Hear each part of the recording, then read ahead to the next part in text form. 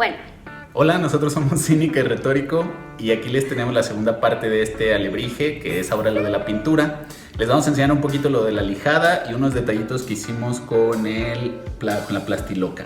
ya se checaron estos colores tan brillantes de verano. ¿Quieren saber cómo lo hicimos? Cada puntito, pues quédense para que lo chequen.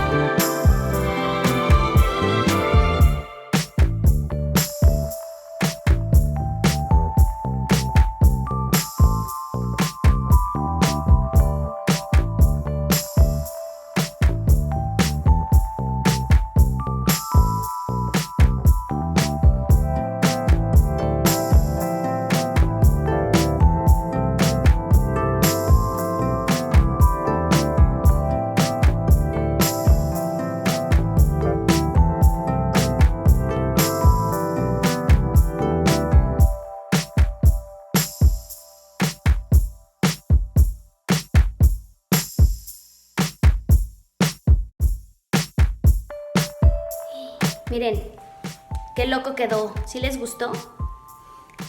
¿Aprendieron técnicas nuevas? O la combinación de colores, está muy bonita. Esta técnica de aquí que Retórico utilizó, la sacó de una muchacha de Instagram, ¿verdad? Es una artista que hace como esculturas y calaveritas, son esculturas diferentes. Y vi esta técnica y me gustó y dije, en el alebrije se va a ver muy brillante. Sobre todo su combinación de colores. Si se fijan, la combinación de colores hace que resalte mucho. Entonces, en la cabeza usamos su técnica y obviamente en la demás parte del cuerpo agarramos técnicas que regularmente usa la familia Linares, los hijos de Pedro Linares, que siguen haciendo alebrijes, que son en los que más nos inspiramos. Y obviamente otras de nuestra propia creación, de nuestra cosecha. Sí, pues lo que va saliendo cuando uno lo va pintando, inspiración del momento. No, pero si les gusta el video, denle un like, suscríbanse y pónganle la campanita para que no se pierdan los otros videos que van a venir. Retórico les va a dejar en la descripción el Instagram de la muchacha por si quieren ir a checar y seguirla para inspirarse. Síganla, inspírense. Muy buena, muy buena. Nos vemos en el próximo video.